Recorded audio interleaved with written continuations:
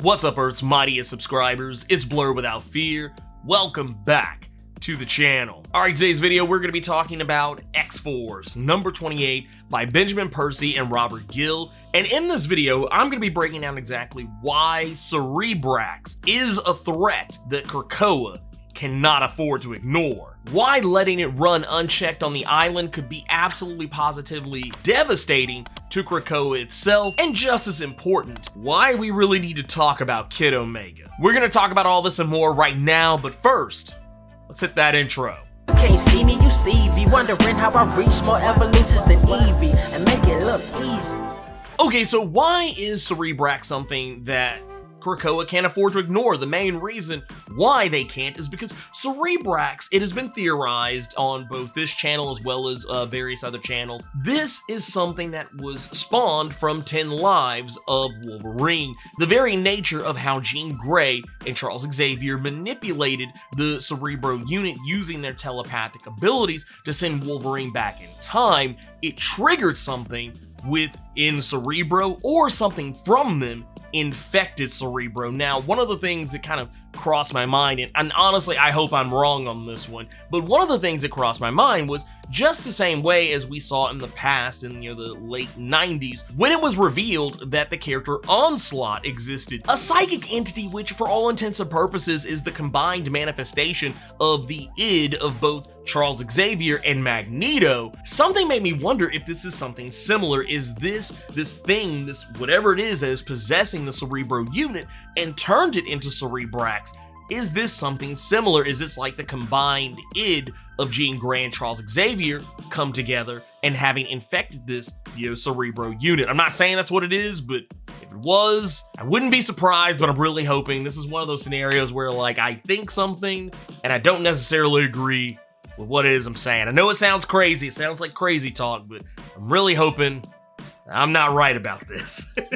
The main reason why Cerebrax is something that Krakoa can't afford to ignore is also because, as it turns out, and something that we kind of theorized in the previous video regarding Cerebrax, was that when it consumes the mind of a mutant, it absorbs that mutant's abilities. That is why when Cerebrax had took over Forge's mind, it was already trying to build something in the armory, but it can also wield Forge's powers without even being connected to him because it's consumed Forge's mind, thus having access to his X gene. While it does sound kind of crazy, makes a lot of sense considering that Cerebro is used to back up the essence of every mutant that's on the island so that when they die, they can be resurrected. This is not much of a stretch here when you really think about it. So having Forge's ability to build anything that he can imagine, well, Cerebrax can do that now. Not only can it do that, but it also seems to possess the powers of some other mutants, some of which I could tell who they were, others not so much, just because, they were missing heads. But two of the mutants that are of particular note are the characters Polaris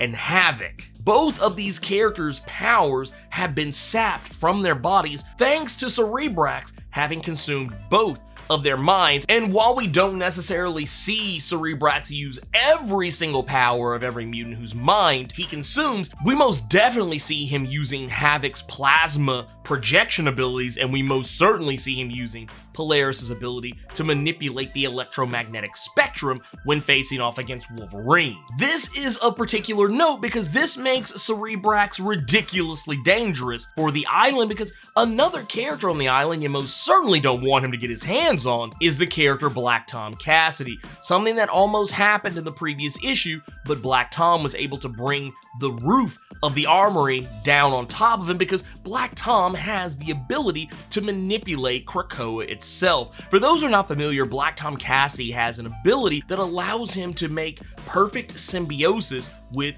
any kind of plant life or vegetation. That includes Krakoa. That is another reason why Cerebrax should never get his hands on Black Tom, because Cerebrax would then be able to manipulate Krakoa itself. We already know Black Tom can make Krakoa move, shift, grow trees, and sprout rocks and fling parts of itself at will. Imagine what would happen if Black Tom were incredibly pressed and were forced to use his power on a much grander scale. Something tells me that Cerebrax would be able to tap into that and use Black Tom's abilities to make Krakoa itself as a whole move as it wishes. That's the last thing that anyone on that island is gonna want to happen, well, other than Cerebrax. Like I said earlier, it's already attempted to get Black Tom before, but when it fails in its attempt to get Domino and Wolverine, it takes off, and one of the first people it sees is Black Tom. Now the question is, does Black Tom know it's coming? Because Black Tom, once again, having perfect symbiosis with Krakoa, he's able to sense all kinds of crazy stuff that's going on the island, not just people moving around, but even when the island shifts, when the waves against the island move in a certain way, he notices all this stuff. So I'm thinking he knows Cerebrax is gunning for him right now, even though it looks like he's in a meditative state. Another type of mutant that would be bad news if Cerebrax got a hold of it would be telepaths. This actually comes up in regards to Kid Omega. Kid Omega is an Omega level telepath. He's able to do things with his mind that no one else is really capable of doing. If Cerebrax were to get a hold of his mind, that would make him, for as annoying as Kid Omega is, it would make him an even worse threat. This is the reason why when he discovers what's going on with Cerebrax, the first person he reaches out to is Phoebe. And as we know over the course of some of the recent issues of X-Force, Phoebe and Quentin Quire are no longer together, and they've been trying to keep their distance from one another. And we know that Phoebe has done this largely because her sisters have kind of goaded her into it. And this is one of those scenarios where they can't have any individual happiness. Having individual happiness makes them weaker. They're only better when they stay, connected in close proximity to one another, and that can make it a little problematic for having, personal relationships, romantic relationships, especially outside of her sisters. This is a lot of the reason why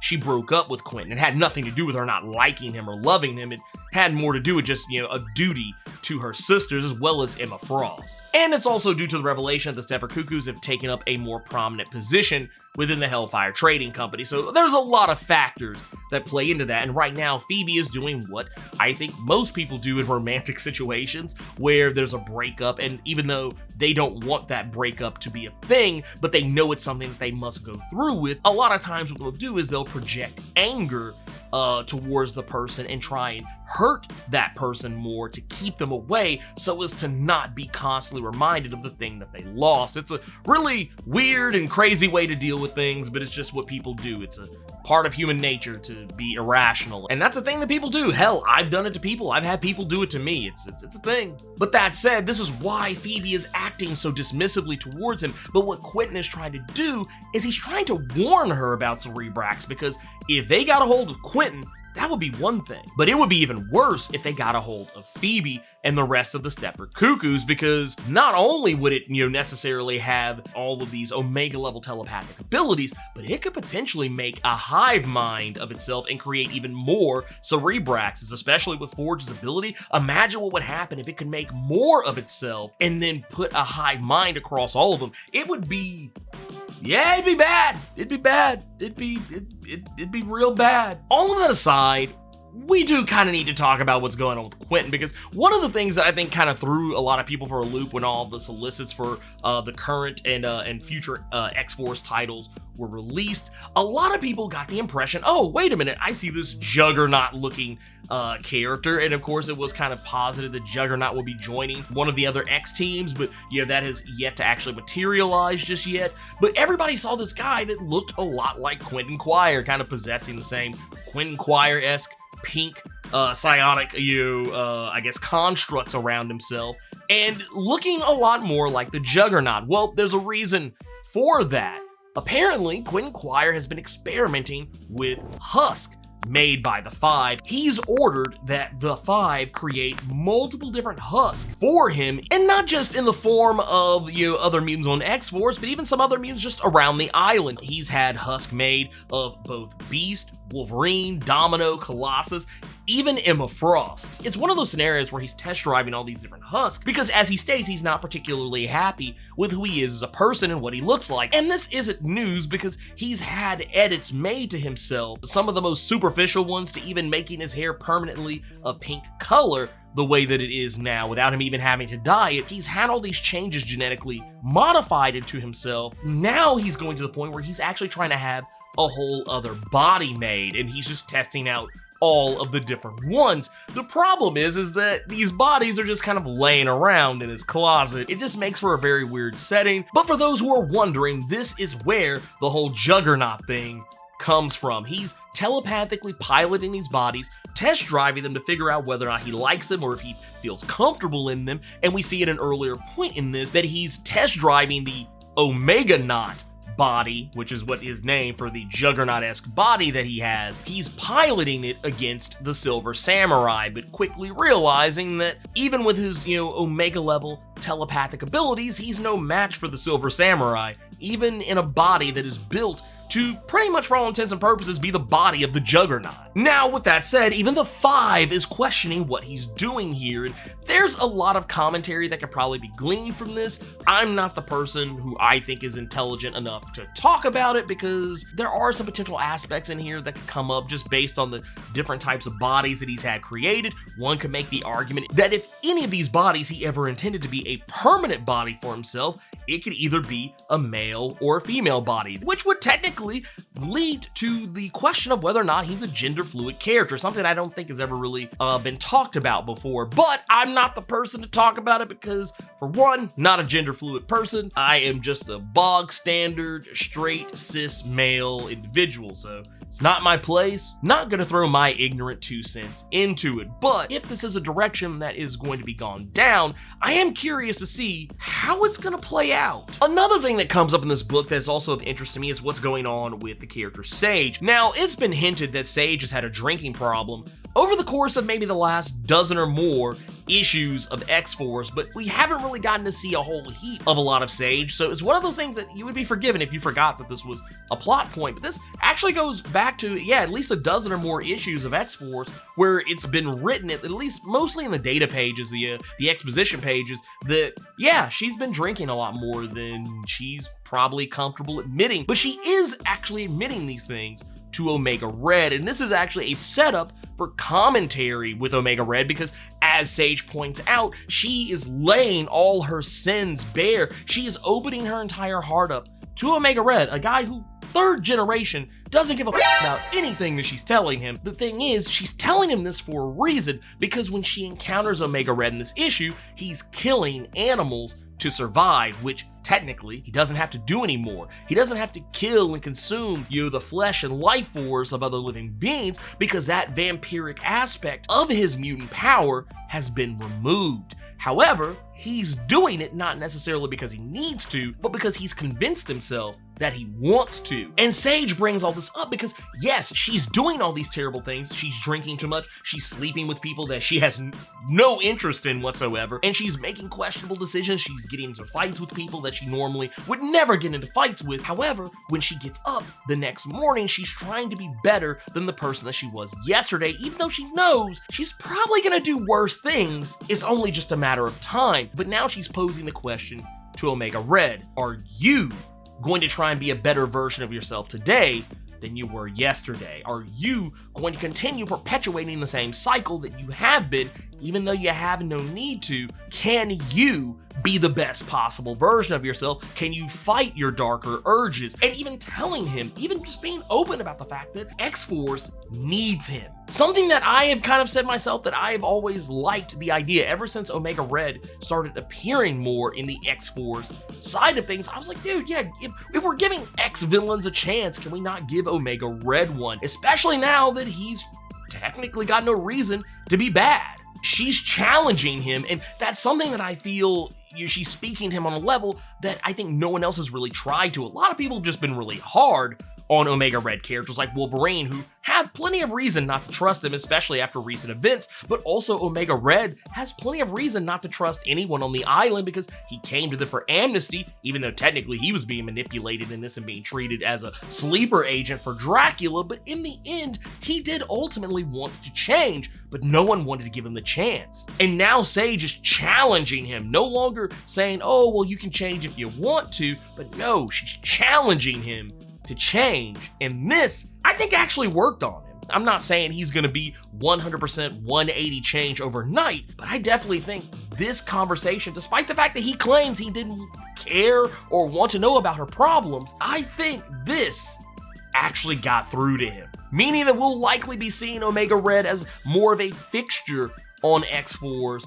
And I actually am very interested in seeing Omega Red and Wolverine fighting side by side with one another in ways that, technically we've seen them do battle around each other before, but this could potentially be the best version of that I think we've ever seen before. Last thing that I want to talk about real briefly is going to be the data page we get in this book with the Chronicler. This one I can sum up pretty quickly because for those who are not keeping up, the Chronicler is a character who's been helping Colossus's brother, Mikhail Rasputin, who is trying to use the Chronicler's power to manipulate reality by way of his literature. This is a mutant who has the ability to make anything that he writes down become reality, so a reality warping mutant in a manner of speaking. The Chronicler's writings have appeared in various issues of X-Force, going back to X-Force number 7, but this is probably the most different message that we've seen from the Chronicler over the course of all these issues, whereas he has started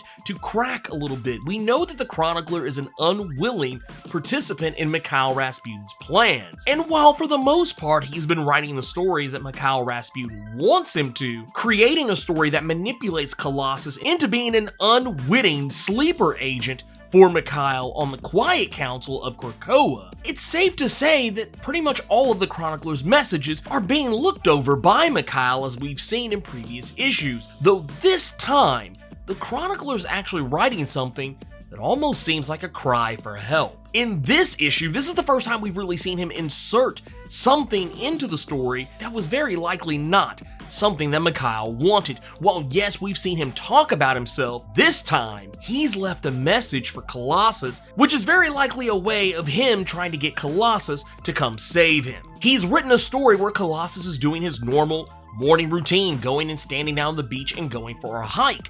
Only this time, before he goes into the hike, he has Colossus write out a message, one that simply reads, "Help me." The Chronicler's way of getting Colossus clued in on what Mikhail Rasputin is doing to him. I don't know how soon Colossus is going to put all this together and figure it out. Colossus is seemingly unaware that anything is wrong. We've even seen to the point where Mikhail has had the Chronicler manipulate him into killing his, what was his girlfriend on the island, so anything is possible. If the Chronicler wants Colossus to know something, he can get him to know it. And I think it's about time Colossus figures out that he's been played. But anyways, that's everything that I thought about what's going on with X-Force number 28. I really like where they're going with the Cerebrax story arc. This is a story that's evolving in ways that is, a bit different than what we've seen in the past. I mean, yeah, we've seen other, facets and assets of the X-Men, become sentient